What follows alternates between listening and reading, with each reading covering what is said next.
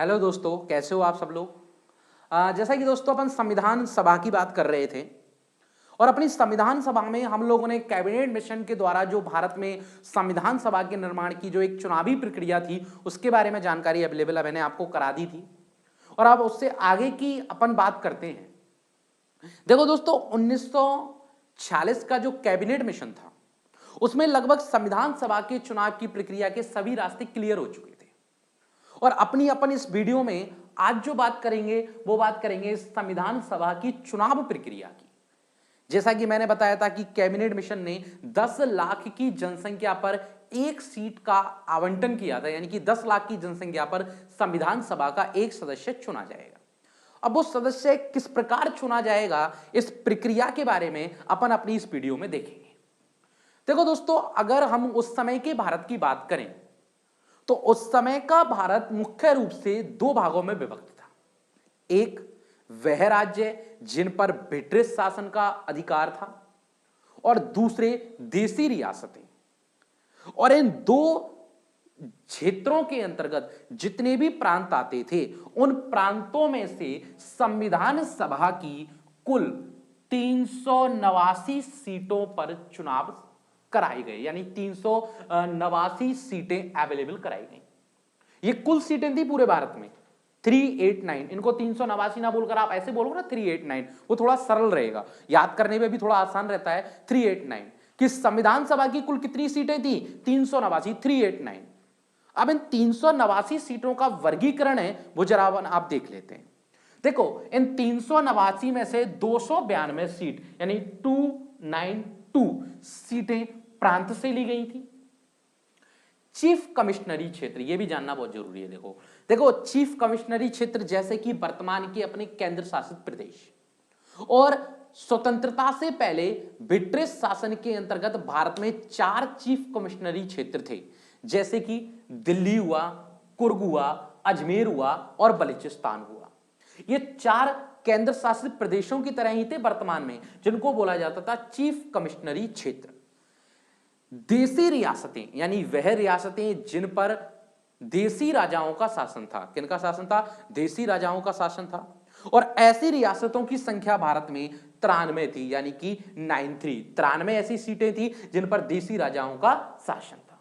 अब देखो दोस्तों, एक क्वेश्चन निकल के आता है कि जो संविधान सभा के चुनाव हुए थे इसमें कुल कितनी महिलाएं थी। बाद में जाकर ये आंकड़ा बदल जाता है, लेकिन चुनाव के समय कुल महिलाओं की संख्या कितनी थी, यानी कि कुल महिला सदस्य कितनी थी? तो 15 महिला सदस्य थी। बाद में जाकर ये आंकड़ा चेंज हो जाएगा, ध्यान रखना, बदल जाएगा ना। अभी अपन स्टार्टिंग की बात कर रहे हैं, वो आगे मैं आपको बताऊंगा। तो अपने संविधान सभा की चुनाव प्रक्रिया में जो अप्रत्यक्ष चुनाव प्रक्रिया अपनाई गई थी, 10 लाख पर एक सदस्य को चुनाव सीट आवंटित की गई थी, उसमें कुल कितनी सीटें थी? 389, 389 सीटें, जिसमें से प्रांतों में कितनी थी? 292 यानी 292 सीटें। चीफ कमिश्नरी कितने थे? 4, दिल्ली, कुर्ग, अजमेर और बलूचिस्तान। देसी रियासतें, ये ध्यान रखना, कितनी? 93। कुछ किताबों में देखो ये आंकड़े अलग अलग दे रखे हैं, लेकिन जो फिक्चुअल आंकड़ा है वो मैं आपको बता रहा हूं, कितनी थी? 93। महिला सदस्य कितने थे? 15। कितने थे महिला सदस्य? 15 महिला सदस्य थी, ठीक है ना। अब जब चुनाव संपन्न हुए संविधान सभा के, तो संविधान सभा के जब चुनाव संपन्न हुए उनके परिणाम जो निकल कर आए, उन परिणामों की जरा हम बात करते हैं। देखो, इन कुल सीटों में से जो कांग्रेस को सीट मिली थी वो मिली थी 208, बहुत बड़ा एक में बहुमत था। मुस्लिम लीग को 73 यानी कि 73 सीटें मिली थी। एंग्लो इंडियन जो थे उनका जो नेतृत्व किया था, है ना, वो किया था फ्रैंक एंथोनी ने। एक बार क्वेश्चन आ चुका है, ध्यान रखना, यूपीएससी में पूछा गया था कि संविधान सभा में एंग्लो इंडियन का प्रतिनिधित्व किसके द्वारा किया गया था? ध्यान रखना, फ्रैंक एंथोनी के द्वारा। किसके द्वारा? फ्रैंक एंथोनी के द्वारा। और पारसी समुदाय जो है, पारसी समुदाय का नेतृत्व किया था पीएच मोदी ने। किसने किया था दोस्तों? पीएच मोदी जी ने इनका जो पारसी समुदाय है अपना, उसका नेतृत्व किया था। तो ये एक चुनावी प्रक्रिया के तहत निकल कर आए रिजल्ट थे। अब दोस्तों होता क्या है, आप देख रहे हो जहां सबसे ज्यादा सीटें किसके पास है? कांग्रेस, 208। तो सीधी सी बात है, संविधान सभा का अध्यक्ष सदस्य सबसे ज्यादा कौन रहेंगे? कांग्रेस के रहेंगे। अच्छा, मुस्लिम लीग को जब यह बात पता लगी तो मुस्लिम लीग ने देखा कि अगर हम इस संविधान सभा में भाग लेते हैं तो सीधी सी बात है, इस संविधान सभा में हमारा रुतबा कांग्रेस की तुलना में कम रहेगा।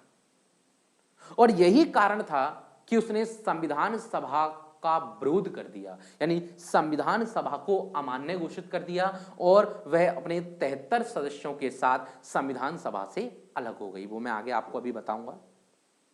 इस चुनावी प्रक्रिया के बाद पूरी एक कंफर्मेशन, एक प्रक्रिया हुई थी। उसके बाद कांग्रेस पूर्ण बहुमत से संविधान सभा के चुनाव में विजयी होकर आई और अब इस चुनाव प्रक्रिया के बाद अब जो अपनी संविधान सभा की बैठकें हैं, यानी संविधान सभा के निर्माण का जो अंतिम चरण है, अपन उसकी बात करेंगे। तो दोस्तों, अभी अपन ने बात की थी अपनी संविधान सभा के सदस्यों के चुनाव को लेकर, ठीक है।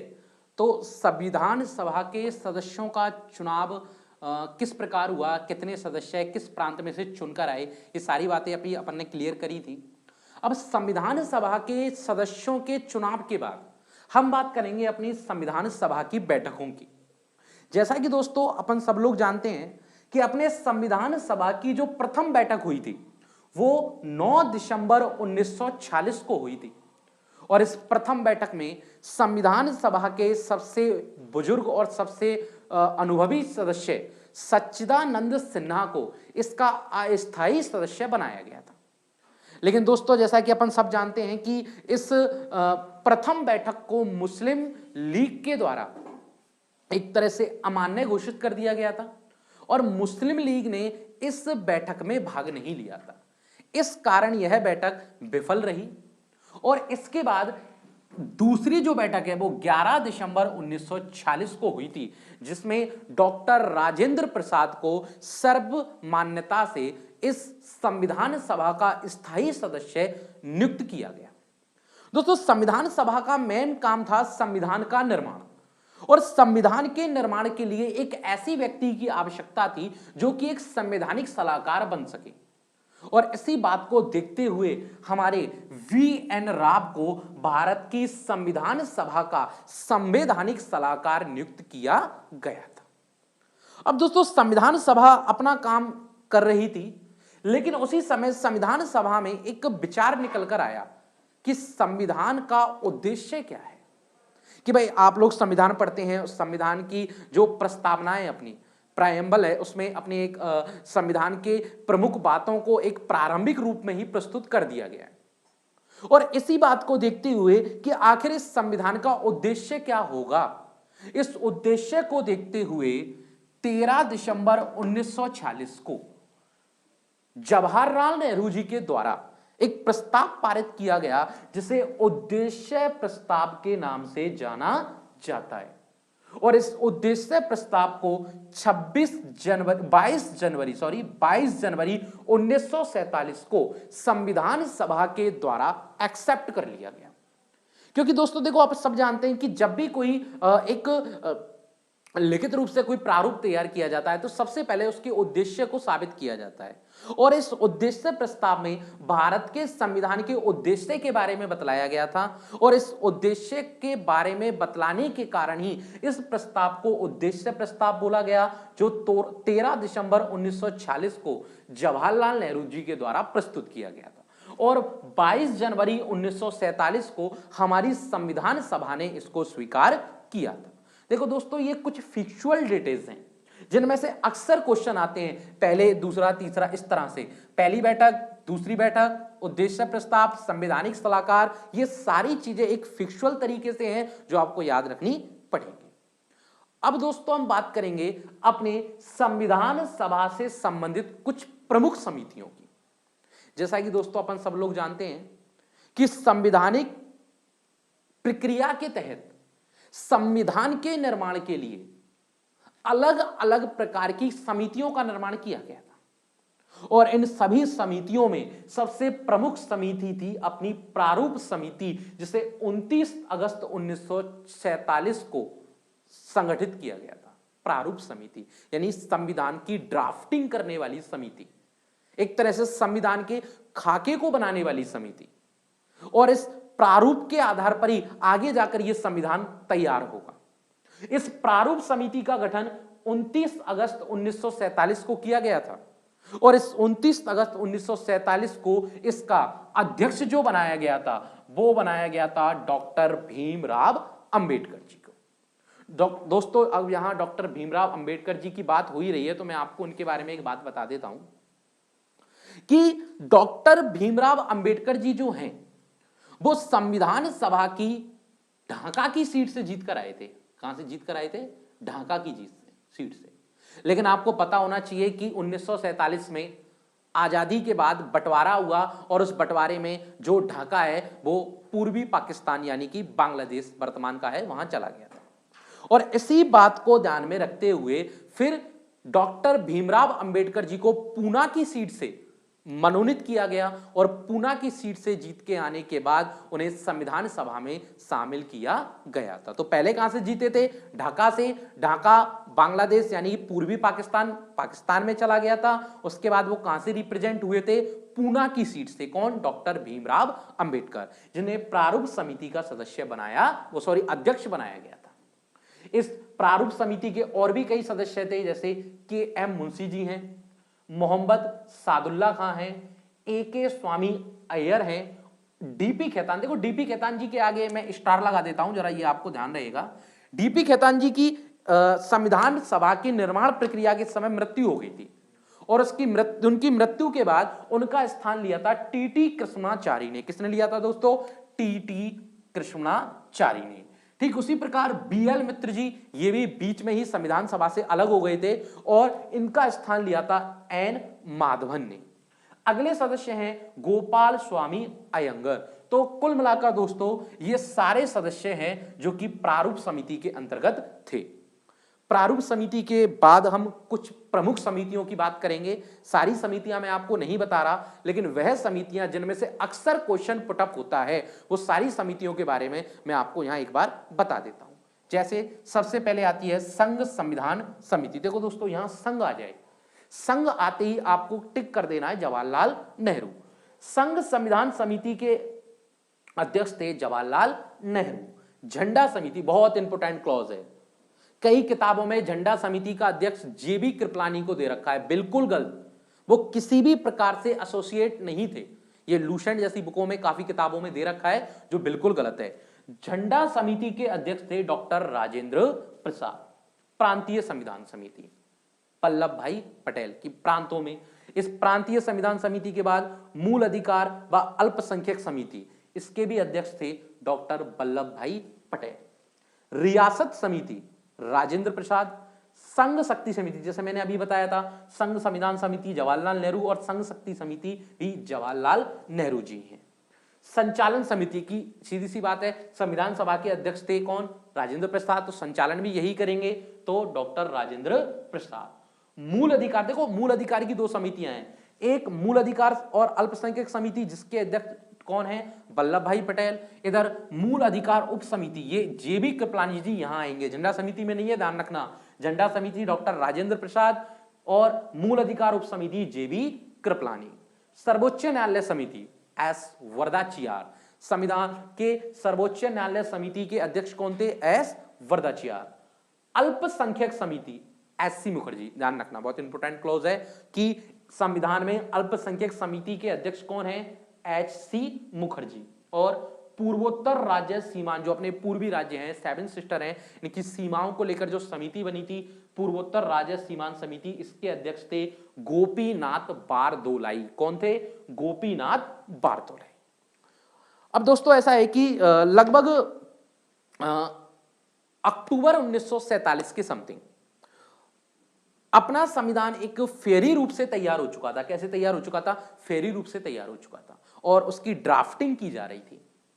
अब इस ड्राफ्टिंग के समय बहुत सी चीजें ऐसी हैं कि हटानी पड़ी, नई जोड़नी पड़ी, किन किन चीजों में लोगों के अलग अलग मत निकल के आए, वो सारी चीजें इसमें देखी गई थी।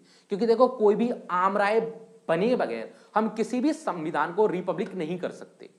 तो सबसे पहले संविधान को ठीक तरीके से ड्राफ्ट करने के बाद उसकी प्रत्येक कॉपी को, उसकी प्रत्येक एक तरह से उसकी संविधान की प्रत्येक प्रति को अलग अलग सदस्यों को बांटकर उस पर कुछ फेरी रूप से कार्य करने के लिए बोला गया। और इस फेरी रूप से कार्य करने के बाद संविधान के वाचनों की शुरुआत हुई। किसकी? संविधान के वाचन। यानी संविधान पे कुल 114 दिन डिबेट चली थी। डिबेट मतलब बहस, कि संविधान को बनाने में कुल कितने दिन बहस चली थी? 114 दिन। और इस 114 दिन में कुल 3 बार वाचन यानी 3 बार बैठक बुलाई गई संविधान सभा में, नया जोड़ने, पुराना हटाने या विभिन्न प्रकार के संशोधनों के लिए। तो संविधान के निर्माण के समय कितने वाचन हुए हैं? 3। पहला वाचन 4 नवंबर 1948 से लेकर 9 नवंबर 1948। ये डेट जरा ध्यान रखना। देखो दोस्तों, प्रथम वाचन 4 नवंबर 1948 से 9 नवंबर 1948। दूसरा वाचन 15 नवंबर 1948 से 17 अक्टूबर 1949। सबसे लंबा वाचन है दूसरा वाचन 15 नवंबर 1948 से 17 अक्टूबर 1949। तीसरा वाचन 14 नवंबर 1949 से 26 नवंबर 1949। ये बात ध्यान रखना दोस्तों, यही वो दिन था जब हमारा संविधान बनकर तैयार हुआ था। ध्यान रखना, ठीक है ना, लागू नहीं, बनकर। तीसरा वाचन कब शुरू हुआ? 14 नवंबर 1949 को। कब खत्म हुआ? 26 नवंबर 1949 को। और इसी दिन हमारे संविधान को पूर्ण रूप से मान्यता दी गई, यानी उसका निर्माण हुआ। और यही कारण है कि 26 नवंबर को संविधान दिवस के रूप में मनाया जाता है। संविधान दिवस कब मनाया जाता है? 26 नवंबर को, क्योंकि इसी दिन हमारा संविधान बनकर लागू हुआ था। हालांकि 26 जनवरी को लागू किया गया। क्यों? क्योंकि पहली बार 26 जनवरी को ही रावी नदी के तट पर कांग्रेस के द्वारा पहली बार स्वराज्य के झंडे को फहराया गया था। और यही कारण है कि उस बात को याद रखते हुए हमारे संविधान को 26 जनवरी 1950 को लागू किया गया। बना कब है? 26 नवंबर 1949 को संविधान दिवस इसलिए बोला जाता है। लागू कब किया गया? 26 जनवरी 1950 को। ठीक है दोस्तों। अच्छा दोस्तों, अब कुछ बातें हैं। यह संविधान जब बना, इसका प्रकार कैसा था? तो देखो, इसमें कुल आर्टिकल, कुछ 49 जो अनुच्छेद थे वो थे 395। यानी जब अपना 26 नवंबर 1949 को संविधान बनकर तैयार हुआ तो कुल अनुच्छेदों की संख्या कितनी थी? 395। कुल भाग कितने थे? 22। और कुल अनुसूचियां कितनी थी? 8। यानी जब अपना संविधान बना उस समय कुल अनुच्छेद 395, कुल भाग 22 और कुल अनुसूची कितनी है? 8। और इस संविधान पर कितने सदस्य हैं जिनके साइन है? तो ध्यान रखना, उस समय संविधान पे कुल 284 लोगों के साइन हैं। कितने? 284। जिसमें से महिलाएं कितनी हैं? 8। हंसा मेहता वगैरह है ना, कृपलानी वगैरह ये हैं। तो कुल महिलाएं 8 हैं। कुल सदस्य कितने हैं? 284। और इस प्रकार दोस्तों 26 नवंबर 1949 को हमारे भारत का संविधान बनकर तैयार हो गया। अब दोस्तों एक क्वेश्चन आता है, कई बार मेरे से पूछा भी गया है स्टूडेंटों के द्वारा, कि सर हमारे भारत के संविधान को लिखा किसने है? कई बार जवाहरलाल नेहरू जी, कई बच्चे बोलते हैं सर जवाहरलाल नेहरू जी ने भारत के संविधान को बनाया है। देखो, बनाना और लिखना दोनों में बहुत अंतर है, ठीक है ना। एक तरह से ड्राफ्ट करना और एक तरफ से हैंड राइट करना। तो ध्यान रखना दोस्तों, यह क्वेश्चन भी कई बार एग्जामों में पूछा गया है। भारत के संविधान को लिखने का श्रेय जाता है प्रेम बिहारी नारायण उर्फ रायजादा को। किसको जाता है? प्रेम बिहारी नारायण उर्फ रायजादा। रायजादा उनकी उपाधि थी। The writer of the Indian constitution कौन है? प्रेम बिहारी नारायण उर्फ रायजादा। ये खानदानी रूप से कैलियोग्राफी का काम करते थे, ठीक है ना। और भारत के संविधान को जो वर्तमान में दिल्ली के संसद भवन में हाइड्रोजन बॉक्स में हाइड्रोजन गैस के बॉक्स में रखा हुआ है, इसको हिंदी और इंग्लिश दोनों में हैंड राइट किया गया है, और वो हैंड राइट किसने किया है पता है? प्रेम बिहारी नारायण उर्फ रायजादा ने। इस संविधान को लिखने के बाद उन्होंने बताते हैं कि कुल 303 पेन की निब का यूज किया था लगभग उसको लिखने में। और इनको लिखने के बाद जब उनसे पूछा गया कि इस संविधान को लिखने में आपका मेहनताना क्या होगा, तो प्रेम बिहारी उर्फ रायजादा जी ने बोला था कि इस संविधान को लिखने के लिए मैं कोई भी मेहनताना नहीं लूंगा, मैं सिर्फ ये चाहता हूं कि इस संविधान के प्रत्येक पन्ने पे मैं अपना नाम अंकित करूं और इसके अंतिम पृष्ठ पर अपने और अपने दादाजी का नाम अंकित करूं। और आज भी वर्तमान का जो संविधान है उसके प्रत्येक पेज पर प्रेम बिहारी नारायण उर्फ रायजादा का नाम और अंतिम पृष्ठ पर उनके साथ उनके दादाजी का नाम अंकित है। एक क्वेश्चन और आता है दोस्तों कि डेकोरेटर ऑफ इंडियन कॉन्स्टिट्यूशन, यानी इंडियन कॉन्स्टिट्यूशन को सजाने वाला कौन था, उसको डेकोरेट करने वाला कौन था? तो देखो दोस्तों, नंदलाल बासु, जो प्रेम बिहारी उर्फ नारायण रायजादा के ही शिष्य हैं, नंदलाल बासु जी, नंदलाल बासु जी को भारत के संविधान का सजावट करता, यानी भारत के संविधान को सजाने वाला इनको बोला जाता है। तो दोस्तों, आज की ये वीडियो अपन यहीं खत्म करते हैं। इस वीडियो के बाद अगले अपनी वीडियो में बात करेंगे भारत से संविधान से संबंधित कुछ अलग स्पेशल फैक्ट्सों की। थैंक यू दोस्तों।